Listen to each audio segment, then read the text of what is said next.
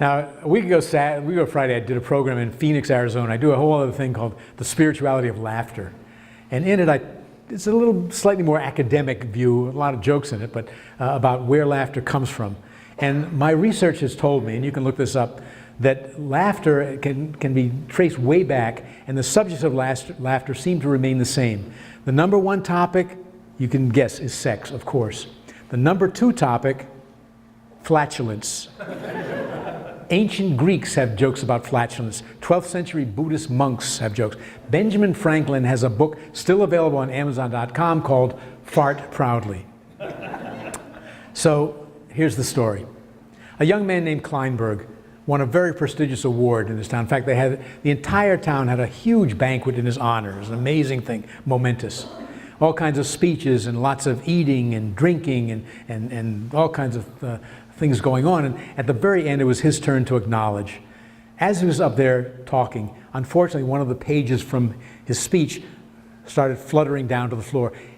As he bent over to pick it up, he let go.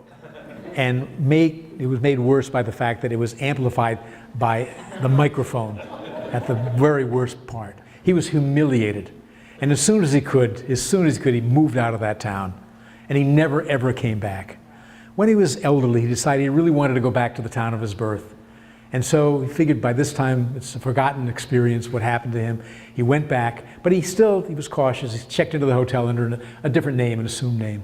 But the young clerk was very nice. He said, "Is this your first time in our city?" He said, "No, actually, I was born and raised here." "Oh, well, I imagine every time you've returned, you've seen all the progress, the waterfront, the shops, and the arcade." He said, "No, actually, I haven't been back in a long time." He said, "Really? How long has it been since you've been back?" He said, a very long time. The clerk said, "Well, let me ask you, for example, was it before or after the Kleinberg fart?"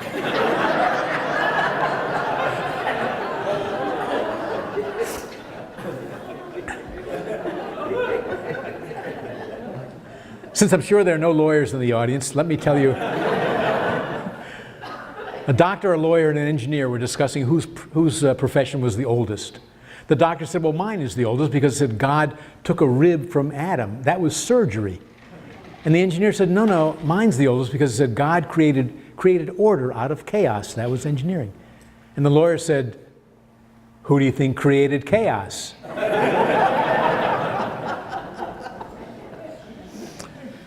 A man contacted his local shadchan, his matchmaker, and he said, "I need to find a wife for my son. But it's going to be the most difficult job you've ever had. My son is a wonderful man. He's handsome, he's athletic, he's a religious man, he has a great career going for him, he's warm, he's sensitive, he wants family." And the shadchan said, "It's going to be difficult, but I'll do my very best." A few weeks later he calls, "I think I might have found the woman for him. She's a beautiful woman, warm, sensitive, a religious woman, generous, wants a family, has a great career going." And the father says, "She sounds like exactly what we're looking for. But let me ask you a question. This is the 21st century. We're modern people. Is she a good lover?" And the shadchan replies, "Some say yes, some say no."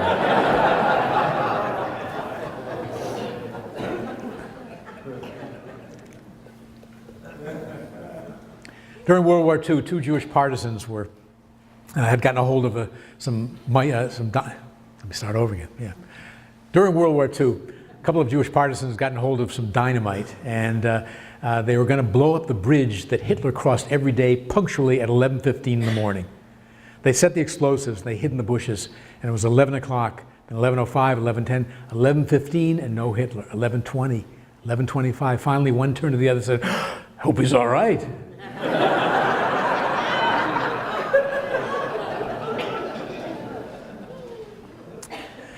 A man died and went to the afterworld. The gatekeeper said, "You've been a very pious, righteous man. We allow you to have reunions with people that you've missed, and whom would you like to see first?" He said, "Oh, there's no question, my Rebbe. He was such a wonderful man, such a positive influence." Of course, they gave him the name, they gave him directions, he walked down some corridors, and then when he got to the room, the door was open, he looked in, and there was his Rebbe, just as he remembered him, with his long beard and payas, sitting over a page of Talmud, studying away. And behind him stood this beautiful, scantily clad woman who was moaning, rubbing her hands through his hair, rubbing his shoulders, whispering in his ear. And the Rebbe was reading, and they looked, "Ah, my son, come in, have a seat." They had a long conversation, and the woman didn't stop. Finally, he said, "Rebbe, I have to ask you, this gorgeous woman, the scantily clad woman who's moaning and rubbing her hands through your hair and rubbing your shoulders and whispering in your ear, tell me, Rebbe, is she your reward?" He said, "No, I'm her punishment."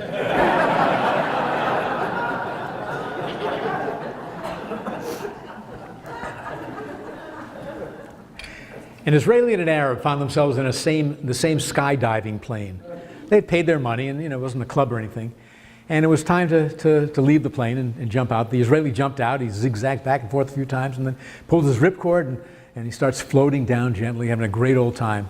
The Arab jumps out and he's zigzagging back and forth. He pulls his ripcord, nothing happens. Pulled his safety cord, nothing happened. He's plunging earthward, screaming and yelling. Just as he gets to the Israeli reaches out and he grabs him and he holds him. And after they catch their breath, they're floating down.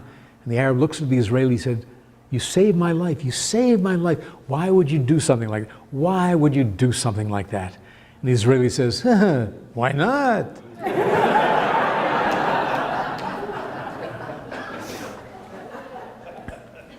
A group of men graduated college all together, like 16, 18 guys, fraternity brothers. They were very close, and they decided they would have reunions every few years. They even had a committee to make the arrangements. As they approached their 40th birthdays, they decided to meet, and the committee met. They said, "Let's go to the restaurant Nola because they have really good-looking waitresses in low-cut dresses.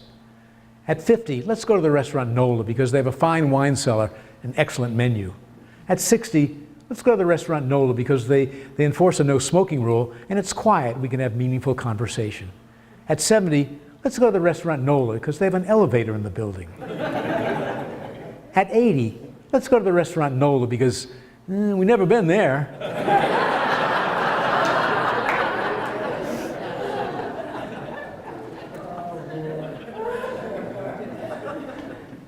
A couple was having trouble in their marriage. They went to a therapist and things were not going well during the session. The husband was sitting there with his arms folded, glowering passive-aggressively. The wife was screaming and yelling.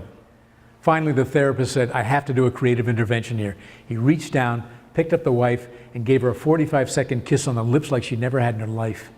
Put her back in her chair. She was bleary-eyed and speechless. Turned to the husband. He said, "Now that's what she needs. And she needs it twice a week." The husband says, "I got to have her here on Mondays and Thursdays."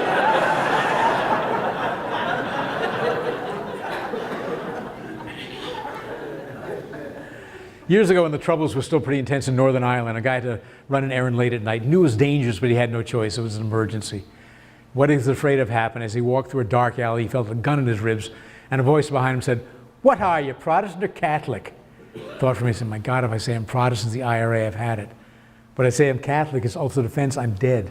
So he thought for another minute and finally said, "I'm Jewish."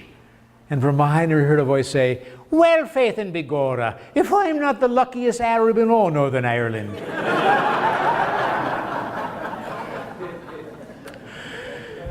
And finally, got to end. You're so cool. But I know you all want to get home and see what Alec Baldwin is going to do tonight. So on Saturday Night Live, okay? Saturday Night Live, yeah, so you got to see. Anyway, so one last joke, but I want to thank you all for coming and everyone who worked and the sponsors of the show, and thank you very, very much.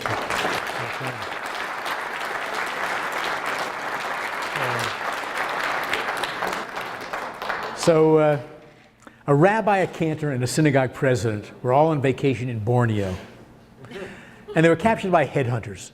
The leader of the group said, "We're going to kill you. That's how we make our living in these parts, but we're not uncivilized as you might think. We'll give each of you one last wish." The rabbi, perspiring and trembling, said, "I guess what I would like to do is deliver my Yom Kippur sermon one last time." And the cantor, also perspiring and trembling, said, "As for me, I'd like to chant the Kol Nidre one last time."